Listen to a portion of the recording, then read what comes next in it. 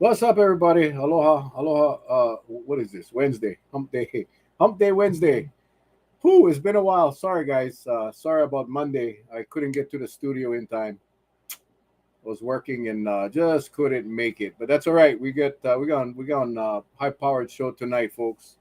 We get former council member and council candidate Ross Kagawa. You guys all know Ross, one of my best buds of all time. I enjoyed serving with him on the county council. I'm hoping we get to serve again in the next term. So we're going to learn a little bit about Ross and what he's been doing, and hopefully learn a little bit and just have some fun as well. Again, it's been a week, I think, since I've been on. So I just want to thank you guys for jumping on tonight. Tyson is excited. Woot woot.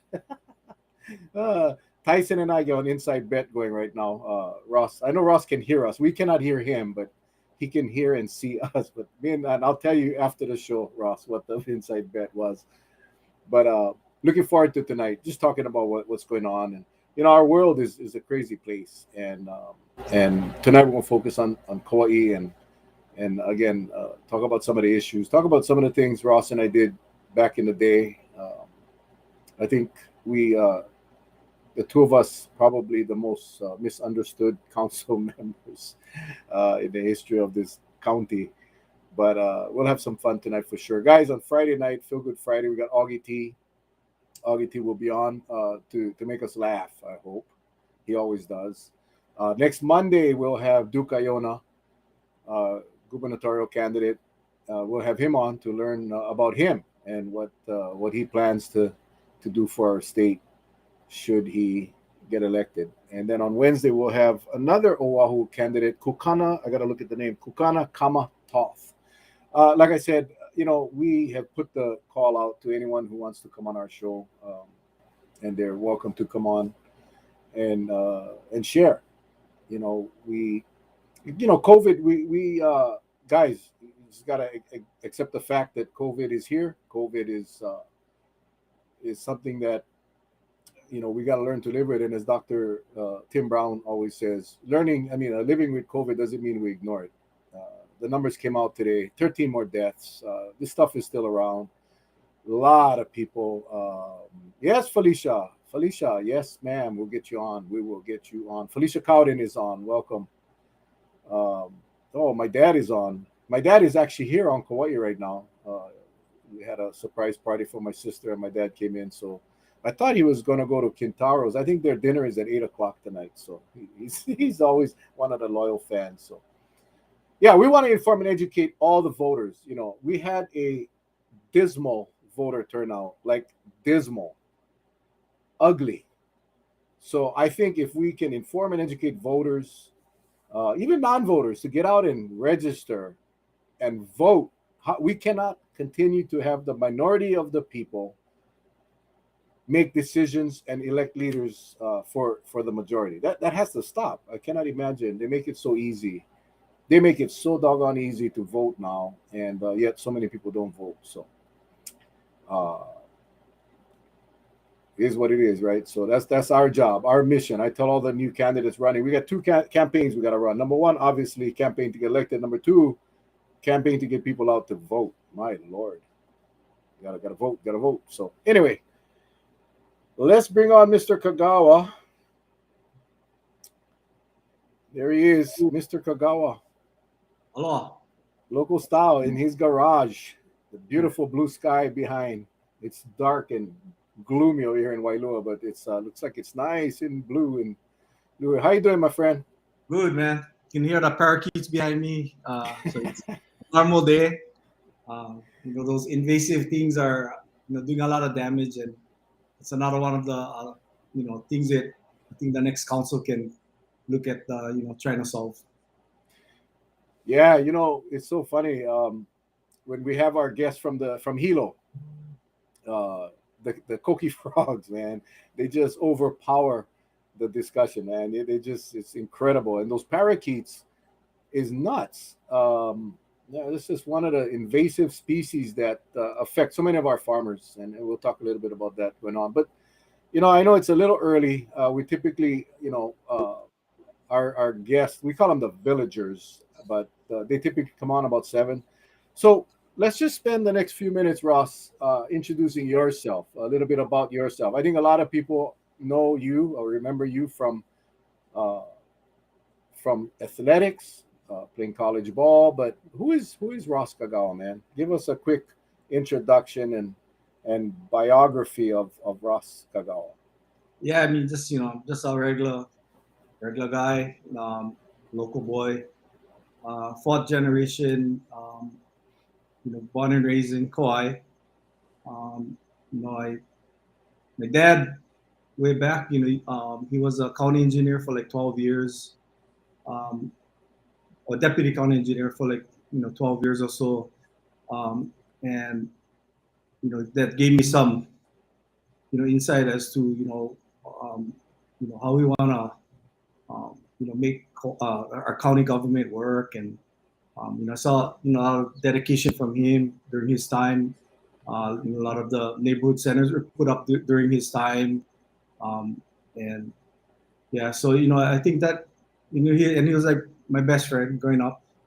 Um, he died early, unfortunately, from cancer, but at the age of 50, so left a kind of deep hole for me in my life. But I'm lucky, I have great parents and um, good family, and my about the best wife I could ask for, or anyone could ask for, for 30 years. And now I got my two daughters, moved back from Oahu, and uh, they have um, they both have two daughters themselves. So I have from a grandparent. One is Akira is 2.5, and Mihana is 1.5. So just a lot of um, reason for me to, you know, I want to do good in this last chance if I do have a chance again, and try and make sure that uh, during these tough times that we can kind of do things at this county level, at least at the local level, to help our local people, because times are tough. Um, let's be frank, the economy doesn't look great right now. United States government is um, heading down a recession, and you got to be honest about it. Our um, national debt when I left office was 22 million or so, and now it's, I mean, not 22 trillion, and now I believe it's hovering over 30 trillion. So it's gone up in past 3-4 years or so. Some 8 trillion, and we granted we've had the pandemic. We have to, help people as we shut down the United States, but um, we can't just be printing money. We want to dig a hole so deep that it's going to be very hard to recover. But I think the best we can do is do what you can do, and if we get in office, I think we got to take care of our county issues first. But yeah, I mean, I'm going to go down to politics. I'm sorry for that, but yeah, I kind of just want to keep the family out of it. I think um, it's probably be my last two if given the chance, and I need to spend more time helping out my family and the grandkids and the kids. So, but I really want to jump in there, Mel, with you, hopefully, and hopefully um, we can help Derek. I think Derek wanted me to run. He told me, "Hey Ross, I think you should run. I need my administration to be watched and to be checked on. I cannot have a council that rubber stamps everything we do, because I know every single thing we do isn't good.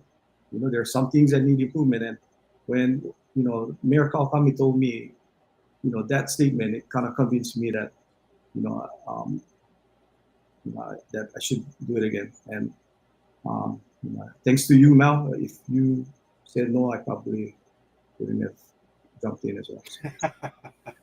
So, You are too kind. Well, you come from a financial background, though. You're a finance guy, school teacher.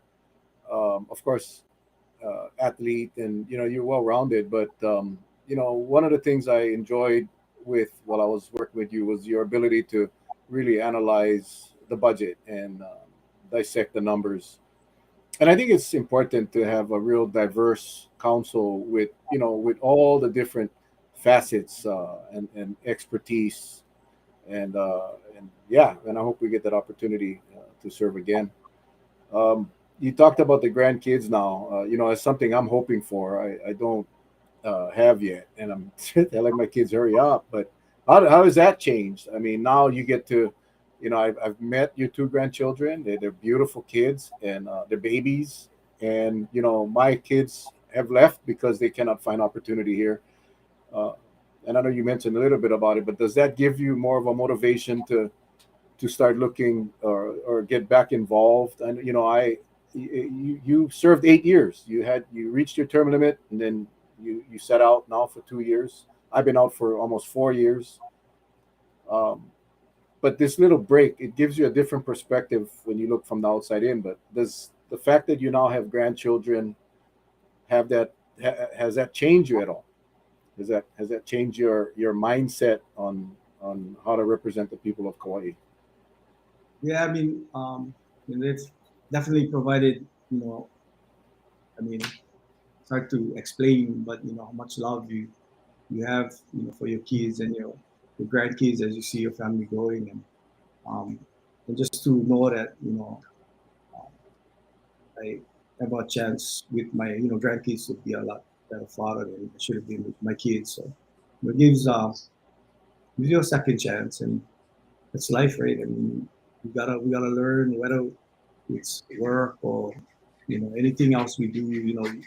Um, if you can learn from the past and try and make yourself better. When your time it comes. I'm 56 now. When your time comes. I mean, you wanna hope the pearly gates open up for you. So I mean, I'm hoping that you know, hoping that I can be a good example for my kids and my grandkids, and want to be a good guy.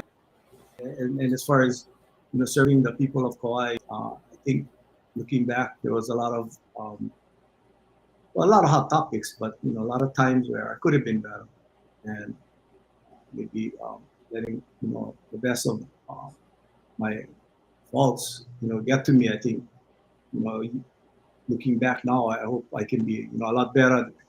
Make me be a strong council member with sound decisions, but maybe keep out some of the ego and the temper out of it. Because at the end of the day, every decision you make, there's somebody that's going to agree with it, and there's somebody going to disagree with it, and you cannot hold, that disagreements personally. And so I think hopefully, kind of sad when you say, "Oh, I'm 56 and growing up," and we continue to grow, and growing up means learning from past behavior and experiences. So hoping to be a better council member too. Like um, finding more solutions that are out of the box, that are long lasting, and we can talk all we want, but I mean really a lot of things that we do. I mean, yeah, I mean, has it helped? We do little things, but has it helped our housing crisis? Has it helped our economy? Has it helped the people struggling out there? Has it helped our homeless? You know, has it helped crime? You gotta ask yourself on every level. I mean, things are getting tough due to financial reasons, due to lack of services in various areas. Like the adolescent treatment center, had that been open, would that have made an impact? I mean, one would never know. So, but you have to ask the question. I mean, what can we do, different? And as a council, and working with our mayor, to improve the lives of people in Kauai. And if we're just gonna be there to take pictures and what have you with the mayor and smile, I think we're not going to be doing any service to our hardworking families that are working hard and struggling out there. Well, I think a lot of people watching that may have followed you on the council or seeing a different side of Ross Kagawa. And earlier I said you and I probably the two most misunderstood council members because when we served on the council, we really focused on transparency. We really focused on accountability. We really focused on holding the administration accountable and making sure that the council was uh, kept in the loop. And and I'm here tonight not to throw shade or disrespect anyone, but I'm just saying I really don't see that happening. I haven't seen that, which is really one of the reasons I decided to come out of retirement to run because the council only works. This government only works if the community is involved and engaged. That's the only way it works, and the only way that happens is by having the discussions open on the floor, whether we agree or disagree, like you said, Ross. But having that discussion and having the public be engaged and participate. And I don't see that happening as much now. And I'm hearing that from the constituents as well, which is why again, I had to really seriously think about running. But it's something that I want to bring back, and hopefully, we can restore that and have all the issues. You see, a lot of times now, people are finding out, including myself, uh, after the fact, after the fact, and I think one of my mottos with every mayor I've ever worked with was don't surprise the council. We don't want surprises, and the people deserve to be kept in the loop. So, but oftentimes the discussions got heated. Oftentimes, and that's no secret. But again, debate is healthy. Uh, One of the things that I really wanted to spend some time on this because I still hear it, Ross. And again, this was unscripted. No one knows. Ross has no idea what the heck we're going to talk about. Neither do I. But one of the things that came up as recently as 2 weeks ago in one of my supporters was 2491. The bill that was trying to regulate pesticides on Kauai. And Ross, you and I took a lot of heat, a lot of flack.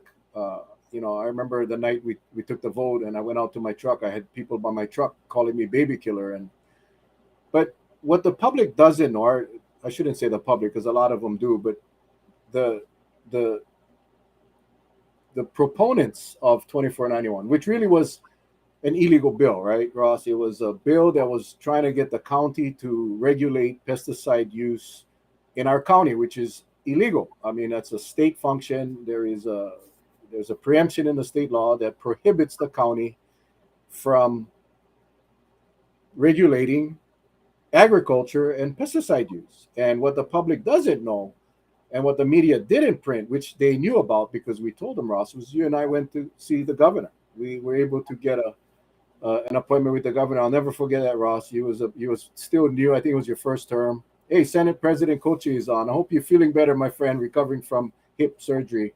Hope you're doing well, my friend. But Ross and I went to the governor's office, Neil Abercrombie at the time, and I'm not ashamed to say we dropped some f bombs, telling the governor they need to get their Department of Ag and the Department of Health off their ocoles and get to Kauai and start regulating and enforcing the pesticide use. But that never made the papers. That whole bill was an illegal bill. That whole bill, what we talked about during the discussions, was we cannot support an illegal bill, a bill that is prohibited by state law. But the proponents wanted to test the system. They eventually sued the county, and the county had to pay hundreds and hundreds of thousands of dollars to defend a lawsuit on a bill that should have never been introduced. So I just wanted to share that because Ross, you were new, and yet you came in and you saw that right away. You saw that right away, and but what the public didn't see, what the public doesn't know, is the efforts that we put in at the state level to get them to do their job. And I know that's a hot ticket item for you, but I did wanted to bring that up. Yeah, I mean, that was a tough one, even to have some close friends and what have you, go against you know my decision and in such a way that it did, just really hurt that you know, heard that it got personal, and having grown up there all my life, on the west side, you got to ask yourself, a lot of those guys who weren't even from Kauai, and a lot of them who just moved, do they love the island and its people more than me and you? I mean, one have to question that. I mean, we had no ill intention toward health and safety of our people. All we said was, hey, this bill is going to fail in court, going to cost us a lot of money, and um, why are we just going to pass it, knowing all of that? The Mauna Kea wrote a beautiful opinion on that. It was like 103 pages, and he just our county attorney hit that opinion right on the head, and it was sad that we had to go through that for the proponents to make a point. And to me, I mean, why waste people time? Why get a lot of hard feelings among people when it's unnecessary and at the wrong venue? But I'm glad we passed that. It was a life experience. It left some scarring. Obviously, not even 10 years later. But I think like everything, we just got to move forward, and um, we gotta embrace our total whole community, and then how can we all now come together and work on county issues to make our lives better, our and opportunities for our future to have the lives that we've had. And I'm talking about home ownership. I'm talking about financial stability. I'm talking about uh, safe a safe Kauai for families to live and grow and have their children. And that's all we want. We don't want a Kauai that our long lasting residents feel that it's too expensive, or um, they're not happy with that safety issues or what have you. I mean, um, it's just we have a big challenge, and um, it can't be taken lightly. It's just the gap of the issues that are there that present problems to our future generation is just getting too large too fast. And um, we seriously need to really the next council needs to work harder than I think any council has ever done, and I'm willing to do that. And whether we having meetings twice a week or whatever it's going to take, I think I'm willing to do it. And let's really again, let's work with the administration, the new whoever wins the mayor race. Let's work with them, but let's also make sure that they don't get away with fussy mistakes or wasting of hard-earned taxpayer money. Yeah, I watched the meeting that the roads division audit was presented, and it was pretty bad. It was pretty bad, and Ross, this. Well, I am the strongest advocate for audits, for performance audits. I could never get the votes to pass any resolution for audits, but um, you know, audits to me is a good tool, and we need to do more of them. And it's not to out anybody. It's really to learn how we can be more efficient and how we can be more effective with the taxpayer money. That it's that simple. And again, it's not to out anybody, but historically, I've served 14 years on that council, and I don't know how many resolutions for audits I've introduced. Never got any passed, and as we just found out with the roads audit, a lot of areas that need to be worked on. But there's a lot of issues, and that's going to be facing this next council. And I think what bothers me is the issues haven't haven't gotten the attention. I think at least not openly. Uh, One is the solid waste issue, Kauai, and I apologize for those of you that are on other islands or on the mainland.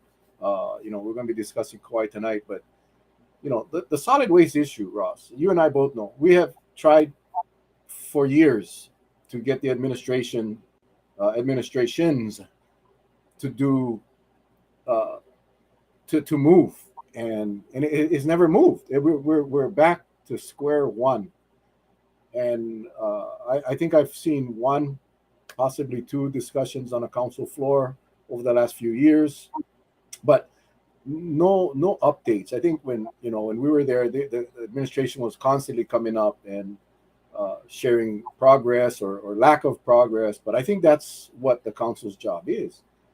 But we have a serious crisis, and again, it's. I was just talking to some people in the field or on the ground regarding solid waste, and I told them you got two options. Really, at this point, we got two options. You got to build another landfill, which I think is not good.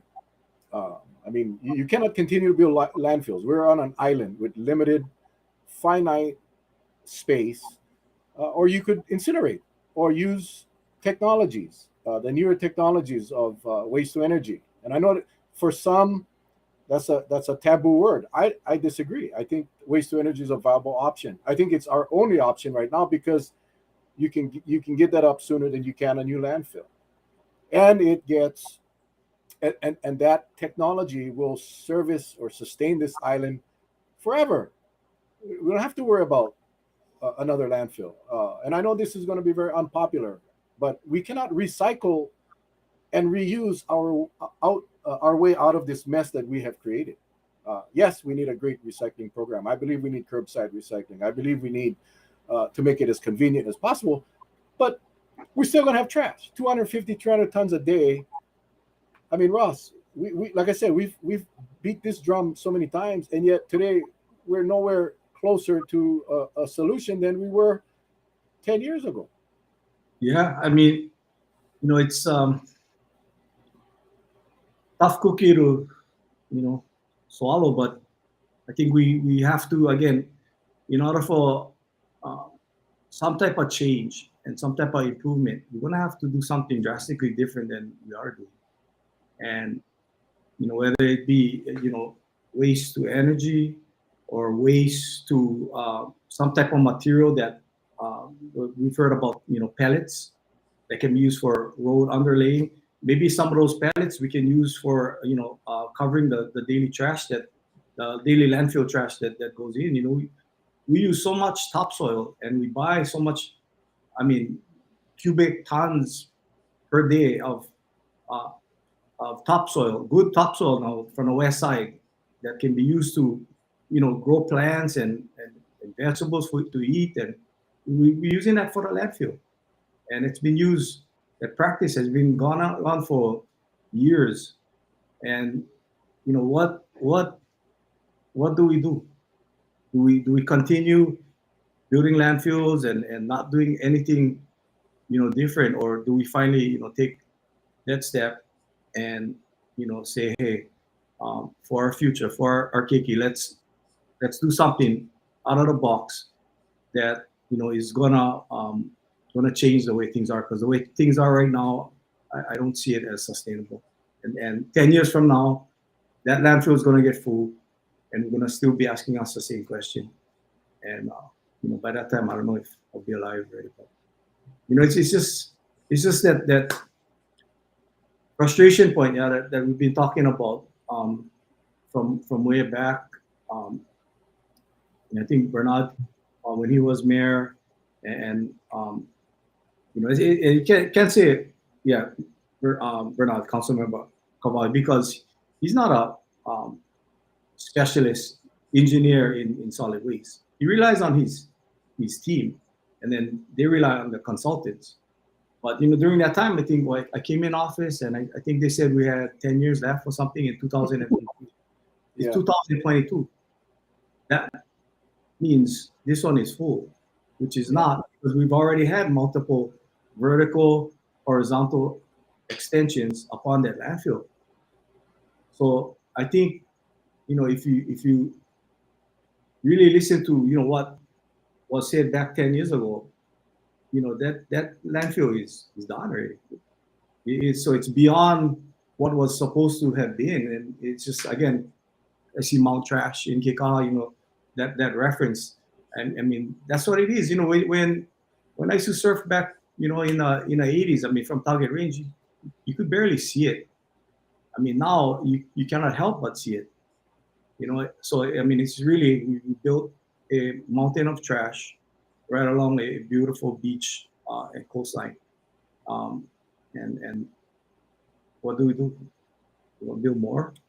We want to build more mountains on the side, across the street, and then we may have to at some point, even if we divert some, but definitely at the rate we're going, I think we're gonna need a huge landfill somewhere else besides Kickoff, and look at the cost there rather than looking at and diving into some type of alternative.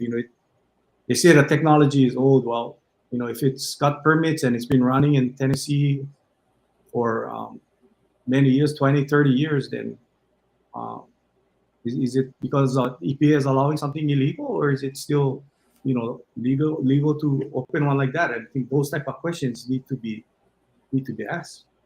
And if it can't strike a deal with KIUC, then let's just turn it into something else that we can use to replace topsoil that can be safe for growing, and we can use maybe that pellets as means of underlaying new construction, or even the topsoil for the current landfill. Yeah, well, I can remember the last vertical expansion that I was when I was still on the council. We were promised that there would be no more, and yet there has been. And I think Mila just said, hopefully not going across the street, just ruining the beauty. You're right, Mila, but that's the plan. That's the current administration's plan, is to go across the highway.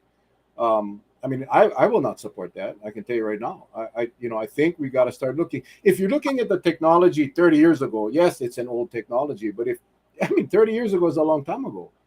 If you look around the country, and I personally visited half a dozen of these facilities across the country, in Pennsylvania, in San Francisco, and these things work. They're clean. They're proven. And it's to me it's reusable. You're creating a product out of trash, or it could be electricity, or it could be fuel. There's many options that we need to explore. But to just say, no, we're not going, it's too expensive, and what, just go across the highway and take up more ag land, more land that we could possibly be used for housing. I mean, we cannot continue to look at landfills. I think that's just my position. And that the discussion, that real discussion, has to happen. And it cannot happen in one council meeting, or two council meetings. That is the crisis. I think we got the affordable housing. We got so many issues, but when you look at the collateral damage or the consequences that we will be facing in a very short time, probably in the next 4 to 5 years, if when Mana fills up and the gate closes, where are we going to go?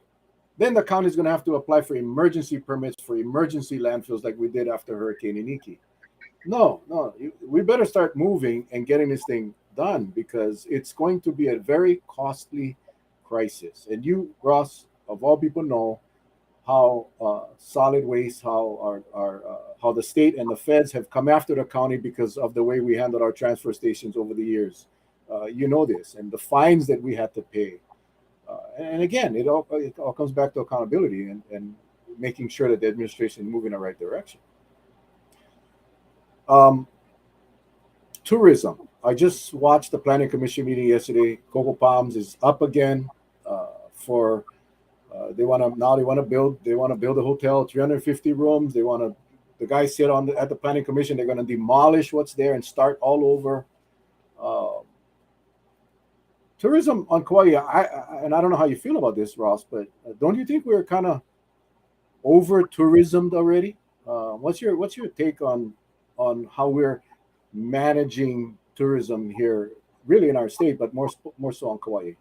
Yeah, I agree with you, Mel. We've definitely we've hit our limit.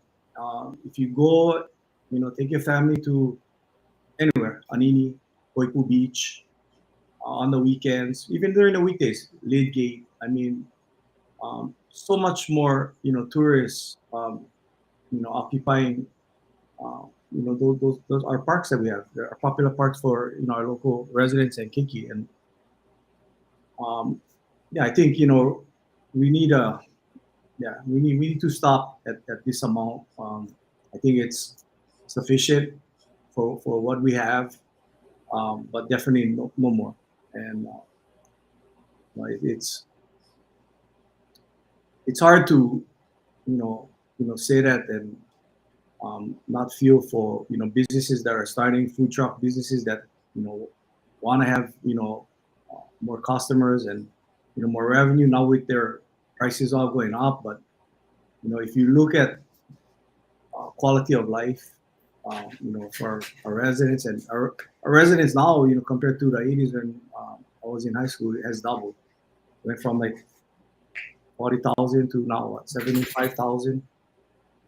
So definitely, can't look at it the same way as back then. Is that we welcome more tourists as the plantation shut down, and we're looking for how to um, employ our displaced workers, and yeah, we welcome more tourism, so we could have more jobs out there for our local people, and but now at this point it seems like we need to, if we have that big gap in jobs for our local people, I think we need to look at diversifying somehow, whether it be technology or something different that doesn't rely totally on tourists. Yeah, when Kauai has become the Disneyland, right? And it's not for the rich. I mean, everybody. I hate it when I hear the state and our tourism authority telling us, "Oh no, we're going to target the real the real good visitors." I mean, but and I was just looking for prices for my kids to come home from Oregon, $2.99 round trip, American Airlines. That, I mean, that's not managing tourism when you're and it doesn't matter. It's the amount of people we get coming to our island today. Like you said, you cannot enjoy the beach like you used to. You cannot enjoy. Prices go up. You go to the store now, the shelves are empty because you get all these people coming in, renting vacation rentals, buying up the store. There's just the impacts are crazy, and we got to really manage that. And it's, I mean, it's not the council's function, but it's the council has to stand up and say to the state, hey, whoa, hold your horses a little bit, guys. There was a plan to expand Lihu Airport, and that kind of popped up, and the people got engaged. And mahalo all of those people. I sent testimony. A bunch of people sent testimony, and immediately they said, okay, we're not going to expand with more gates, but we will upgrade, which is what that airport needs. It doesn't need expansion, but it definitely needs an upgrade. But it seems like the state has decided the low-hanging fruit, the easy way to make money is just promote the heck out of our state, which is what they're doing. And who suffers? It's the residents, it's the local residents, and that is, I think, part of the frustration, and that goes right into the next big issue. We did speak a little bit about ideas on affordable housing and how we can really create more inventory, or how we can take care of our local residents, because it is an issue, and it's an issue that's been around for a while, but it's the worst it's ever been. You cannot find a house to rent right now. Obviously, you cannot buy a home for anything less than 5 or 6 or 700,000. What are your thoughts going forward on how we tackle this affordable housing? Well, I had some things jotted down a little bit. First, let me address the recent discussion about the charter amendments um, that failed, and I agree with the reasons why it failed. I think charter amendments regarding a county budget is not responsible fiscally for any government entity. When uh, you do your annual budgets, you need to first focus on your primary essential services, such as public safety, infrastructure, parks, you know, planning. Your services uh, can change substantially from year to year due to collective bargaining for civil service employees who you cannot get rid of, fire. Like some people, oh, fire them, let them go. You cannot. You cannot. That's why they have unions and bargaining units, and so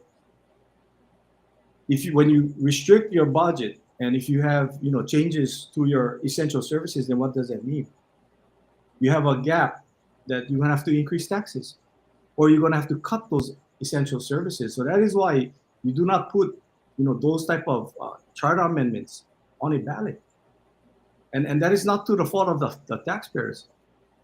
That is on the responsibility of your elected officials. If affordable housing is a key, and you have the substantial, you have the funds to do it, then you do it now. You dictate how much you need now, and you have a plan that works, and a plan that both sides agree on, administrative side and the legislative side, and you do it.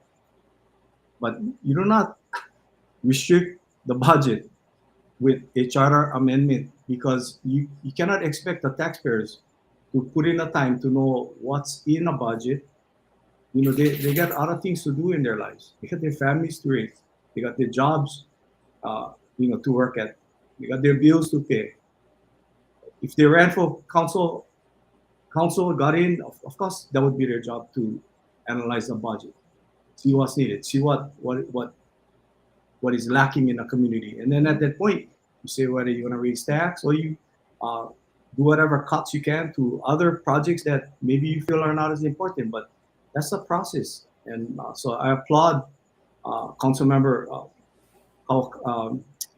Carvalho, Di Costa, and Council Chair Kanashiro on that issue.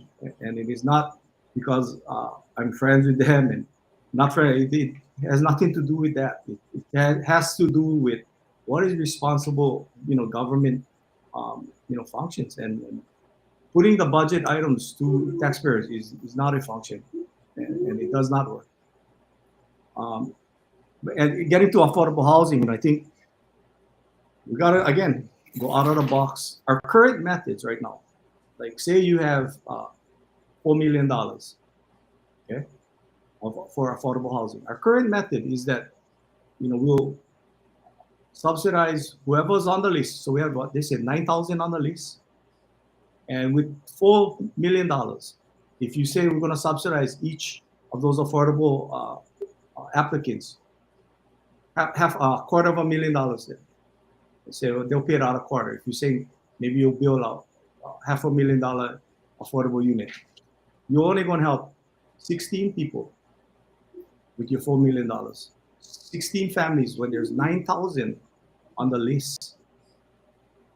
It's like, we're doing a lottery. And some people say, well, is there any other way? Well, a lottery for our taxpayers, representing equally all of our local residents, to help 16 out of 6,000, you're going to always be falling more and more behind. I think we need, to put that 4 million into better use, into creating, more lots at market rates, create more inventory, where perhaps we have Hanamalu is a good example, right? That subdivision there. Take a drive around and look. Majority of those residents are local families that bought those market lots. And yes, it was eye-popping at $489, but look at Lihui today. You got old houses selling for $850. But it's, again, there's no simple answer, but definitely I think our methods of utilizing affordable, we gotta maybe come from more angles. Not saying that the way we currently do it is out the door, but we need a combination, I think, that will impact more, because we gotta put a bigger dent into the 9,000 that are waiting for homes and waiting for opportunities. Not be waiting if they're 1 out of 16 every year from 9,000, right? You may as well buy lottery tickets in a mainland. Just as much chance. Which is slim. Well, I think like you said, Ross, you can throw as much money as you want if the programs aren't working, if we're not putting out the units, if we're not building inventory, then you're just throwing money away. And I wanted to address the charter amendment as well because I think, when it's put out like that, um, and the people believe that this is a way to guarantee affordable housing. Well, I would agree with you that the charter. I think people need to understand that the charter is like our constitution, and it is to govern and regulate, or basically define the structure of county government. The budget process is where the money is discussed. That's where the money is allocated. So I kind of watched the meeting. I'm thinking, well, okay, what's the difference of just putting a proviso in the budget and say in the budget, hey, we're going to allocate 2% or 3% of the budget to affordable housing off the top. That, and this is why, because once it's in the charter, and I think people really got to understand this, and maybe it wasn't this, really explained well enough, but once it's in the charter, the only way you can change it is by another charter amendment, which is another general election, which is 2 years. Uh, so if we got hit with a natural disaster, if we got, let's say, Nikki, that 2 million or 2%, I should say, which would be 3 or 4 million, whatever it is, would still go to affordable housing, and the county would not be able to use that funds for the emergency repairs and to keep up the services after a natural disaster. The charter is not the place for budgetary matters. It's the council. So while the discussion was healthy, the unfortunate thing, it was the public. It said if you supported the charter amendment, you were supporting affordable housing, and if you didn't, then you didn't support affordable housing. But that's not absolutely not the case. It's the charter. Can you imagine? There is an opportunity for the public to put a charter amendment on the ballot, right? There's a way to do it. The Charter Commission can do it. Imagine if there was a charter amendment that went out on a ballot that said there will be no more real property taxes collected from the county. And what do you think the voters are going to vote? Or more realistically said, okay, we're going to put a percentage cap or whatever it is on the ballot, and people can vote for them. But you cannot undo it unless you go back to another charter amendment. So I hope people can understand that the council, really, it's the council that controls the purse strings of the budget. The mayor can veto, he can not sign, he can do all of these things, but the council collectively is responsible for putting forth that final budget. That is where the decision to support affordable housing should be. So if you are a proponent of affordable housing, then put your 5 million, 6 million, whatever you believe is important or what we need to a program that will work, and then you vote on it. All of those people that support affordable housing should support it. Now, remember, if you're going to take 3% or 2% or whatever it may be and put it towards affordable housing, you need to take that 2% or 3% from somewhere else. But if it's a priority, then let's go get it done. But this is the thing, Ross. The county is not designed to construct and develop any kind of housing, whether it's market or affordable housing. There's developers in our state right now, even on Kauai for that matter, that they specialize and focus on affordable housing development. And that's where the county needs to partner with. The county needs to partner with the state for land. The county needs to participate in a cost sharing of infrastructure, and then you let these nonprofit housing developers go to work.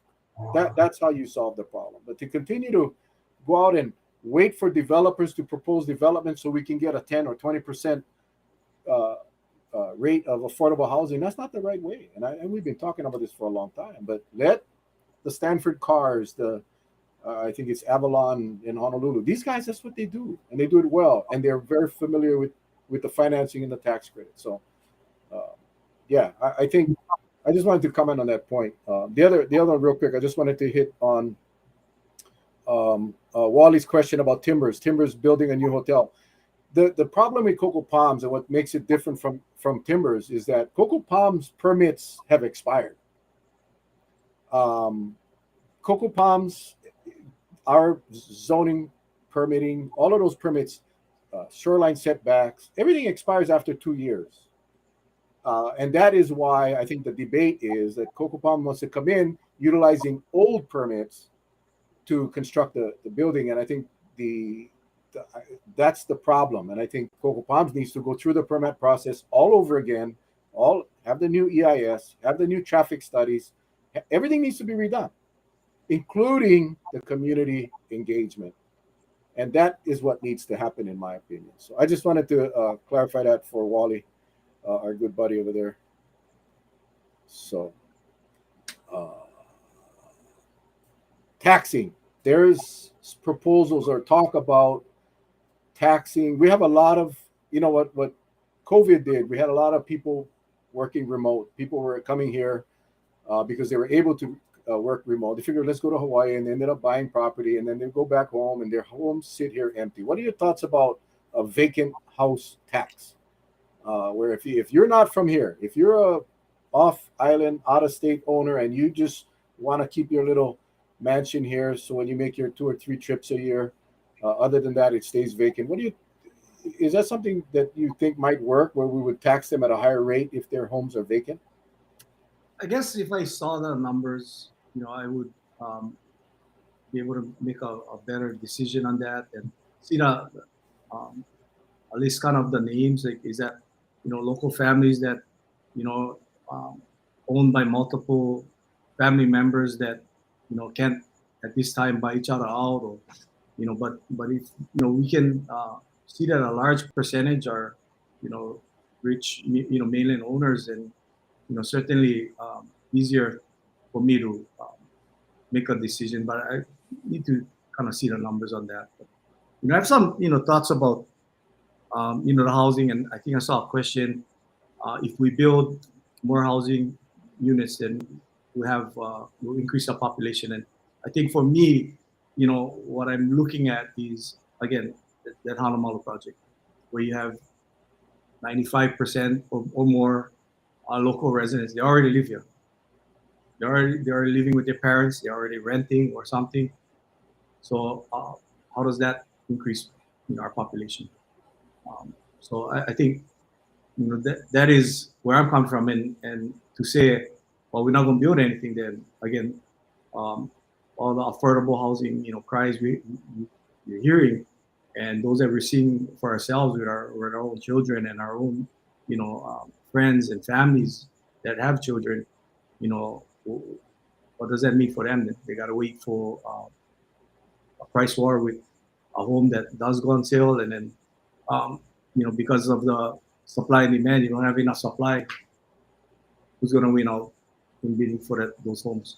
That is why you see these homes, like I say, old houses, but in Lihui, going for 1 million and somewhat, when you know I can just think 10, 15 years back, it would be 300,000 or so. So it's just we are being affected by um, mainland money, foreign money, and there's no legal way, as I see it, to stop, especially the mainland ones, as long as we belong to the United States of America. So my other thought I wanted to clarify a little bit on the airport stuff was I learned this in discussion with Senator Kochi back, and I don't want to open not giving false information, but the airport, you know, uh, taxes that we collect, they're earmarked for airports.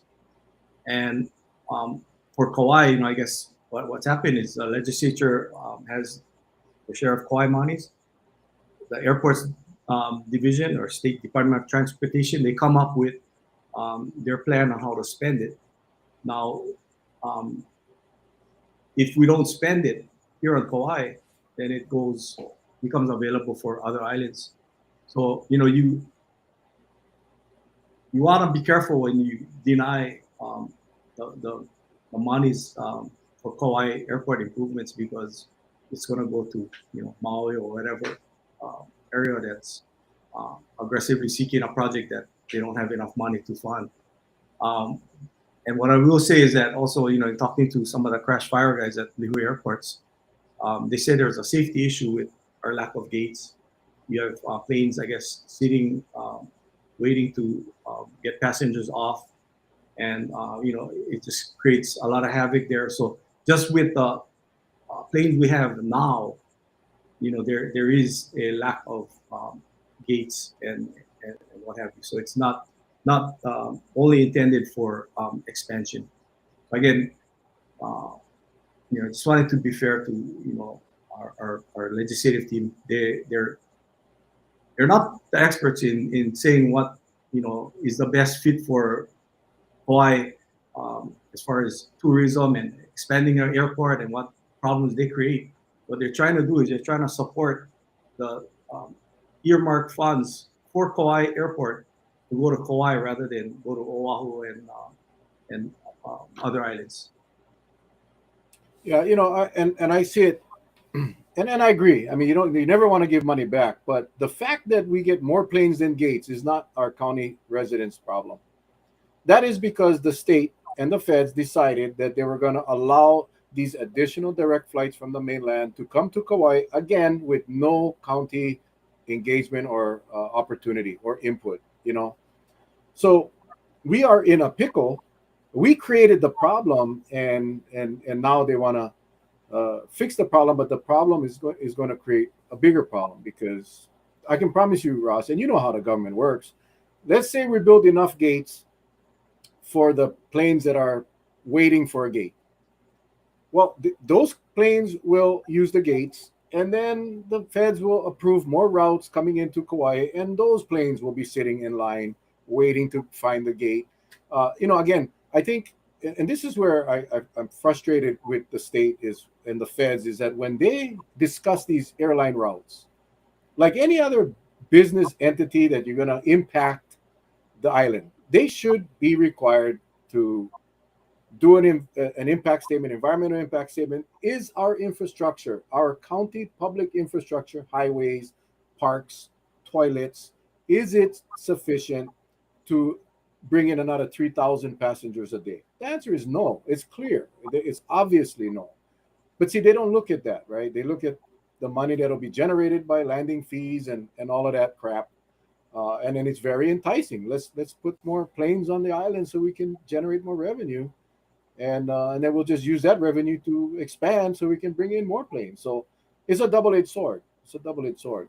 I think right now we got to take a time out. We got to do a capacity statement, a capacity study for all the islands. And I really, honestly, only care about Kauai, but at least for Kauai, we should do a capacity study to determine what is our current capacity for our island based on the infrastructure.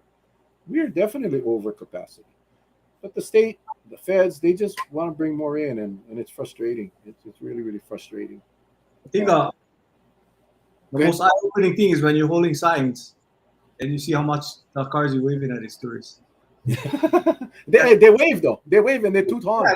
Yeah, but don't get me wrong. But early in the morning, you would think maybe a lot of our tourists are sleeping, but early in the morning, along with our work traffic, so much cars are either rental cars or tours. So just especially coming, I would say Lihui to, Kapa into Lihui. It's oh man, there's that you talk about the Kapa crawl.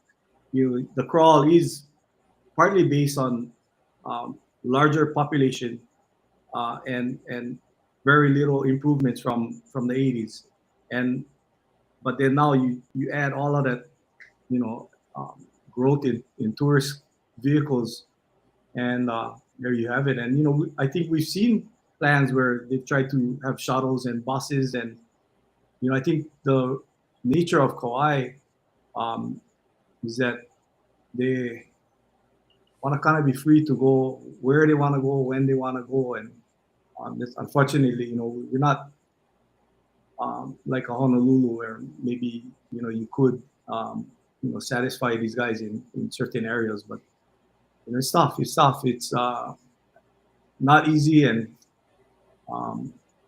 there's no easy solution. But definitely, again, to do nothing means it's going to stay the same and unchanged. And Yeah, yeah, it's gonna get worse.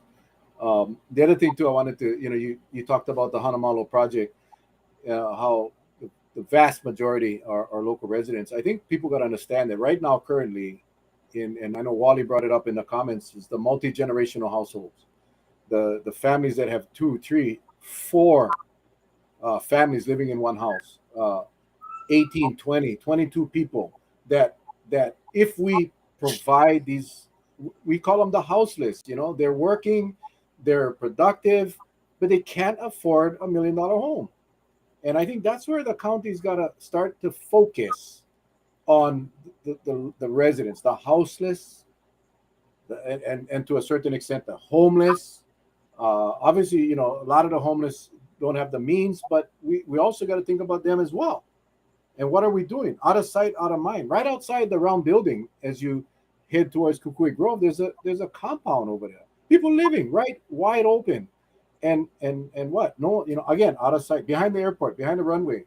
There's a community back there of a few hundred people, and those has to be dealt with.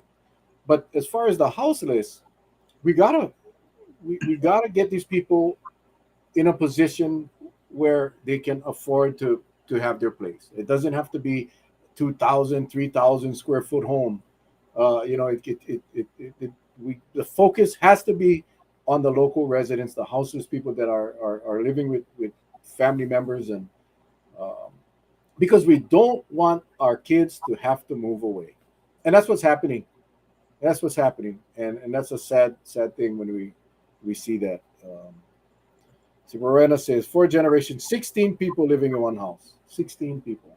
That's and I think that whole discussion. And again, how do you get the solution right? You surround yourself with the experts, the stakeholders that are experts in that field. Yeah, not politicians. Get the politicians out. Get experts in affordable housing around that table with, like you said, Ross, thinking outside the box. Thinking outside the box. That's really what it is. Um, wow. And time sure fly, man. If they don't move away, where are they going to work? Good question. That's a whole nother conversation. As far as the economy, I think we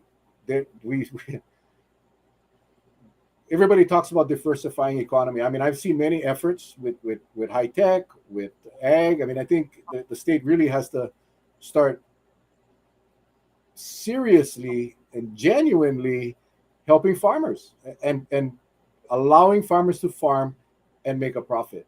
And it's hard when these guys got to pay a high water, high land rates, high land tax, and all of these things. Ask Ross if he like be our state superintendent for education when he power with politics. I bet he could do the job without hiring 2 assistants. Ross, yeah, appreciate, man. We got about 5 minutes left. I do want to give you an opportunity to. I hope you guys enjoyed the discussion tonight, folks. Hyatt, Grand Hyatt, Kauai get lots of openings. Send them our way, especially to the Valley. Hey, if I get elected, Tyson, maybe I'll go come out there work Valley. Good exercise. Good exercise. I heard they make really good money too. But yeah, Ross, go spend the last as much time as you want. Share with the people why they should vote for you, man. Why you want to be back on the council, and yeah, man, the floor is yours. yeah, I think I've uh, went through a lot with you, Mel.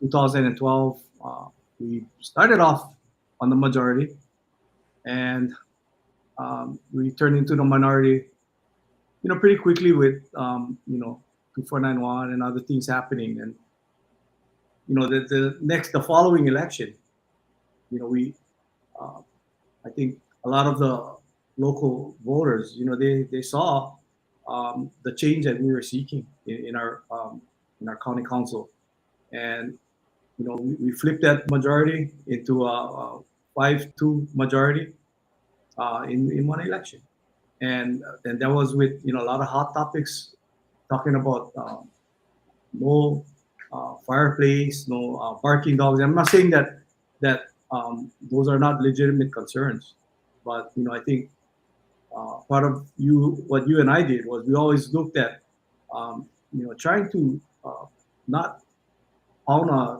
finishing nail with a sledgehammer. We looked at uh, past issues, other counties, in going to court with those type of items, and many times we found out that it was like a feel good piece of legislation that was not going to work, and it would be very difficult for our law enforcement to undertake when they got many other problems out there. But we had a lot of hot topics, and I think it led to a lot of experience and a lot of dialogue with various agencies and amongst ourselves and testifiers. And it was a great experience, and I think um, that is what it's going to take now to solve a lot of these problems that just continue to exist and grow. And I think I'm willing to put in the work, the heart and soul. We have a great legislative team to work with, close with them, and close with our mayor, our managing director.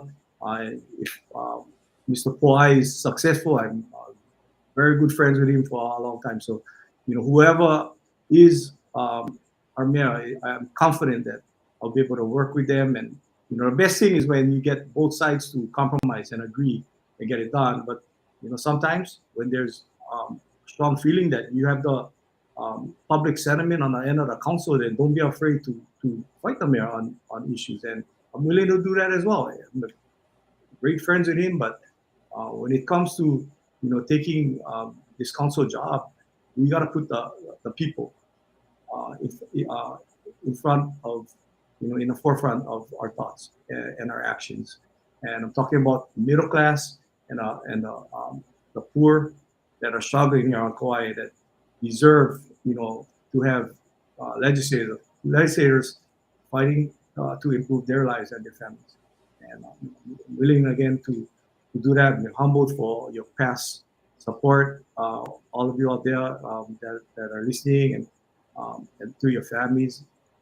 And even if you didn't support me, I mean, I just appreciate that you guys take interest in our government, in our island, and I hope you are just as concerned as me that uh, we need to improve.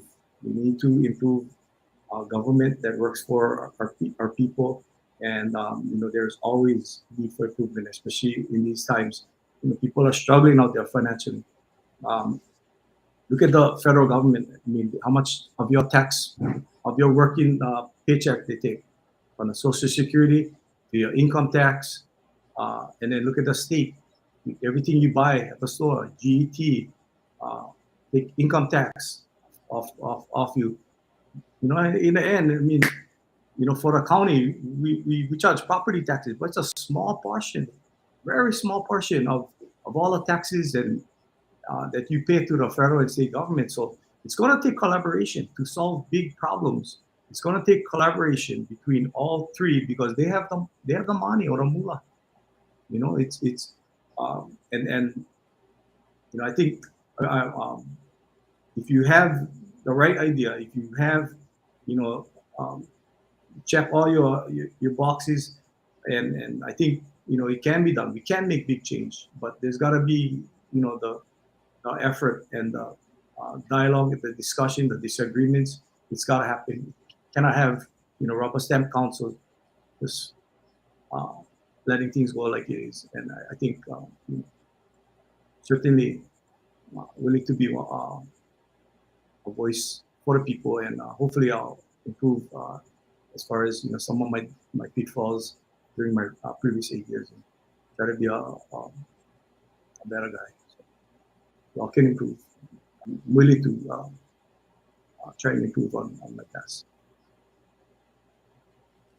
Well, I think you hit it on the head. The discussion at the table, Ross. I think, especially our viewers, they know my style. They know my position.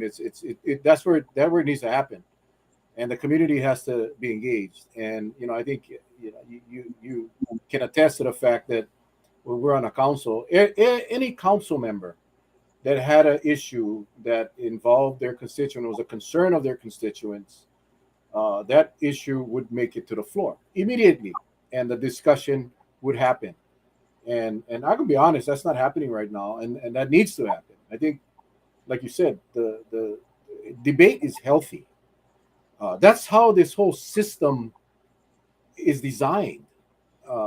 And you're right, the taxes. I mean, we it's pay. Uh, we're getting what, $300 back from the state. Each person got $300, right? That money collectively could have been used for affordable housing. $10,000 student loan refund. Like, why? I paid my college. I paid my college. I took a long time to pay my college. I'm not getting 10 grand back. I mean, it's cool, I guess, but these funds, all of these money should be used for programs that can help our residents be better, get a better quality of life. And that is, I think, what I bro, I hope I get to serve with you again, Ross. I really do. That was like my my favorite years in a council, just because the dialogue was there. We didn't always agree. I mean, we didn't always agree, but in politics, like we said, Ross, it's like a football game, man. You put out your best offense, you put out your best defense, you have your debate, you take the vote, whatever way it falls, you shake hands, you get to the next issue. And I hope we all get to serve again. I see Felicia on. Felicia, I saw Mason was on tonight. I will get you on, Felicia. I cannot wait to get you on for an hour. I appreciate Felicia so much. She asked a lot of questions, and looking forward to hopefully work with her as well. Folks, Friday night, Augie T. Augie T will be on to make us laugh and talk star a little bit. Monday, we got Duke Iona running for governor. I hope you guys can join us on Monday. And on Wednesday, we have next Wednesday, Kukana Kamatoth. She's running for State House on Oahu. And again, the floor is open for any candidate that wants to come on and talk story and share their platforms. And we hope more take advantage. All right. Ross, thank you again, my friend. Appreciate you. Thank you, my brother. We'll do it again. We'll do this again. I never thought I'd ever get Ross Kagawa on our show, but man, it was a great show. Appreciate it, man. You guys take care. Stay safe. God bless you guys. We'll see you Friday night. Augie T, bring your tissue because you're going to laugh until you cry.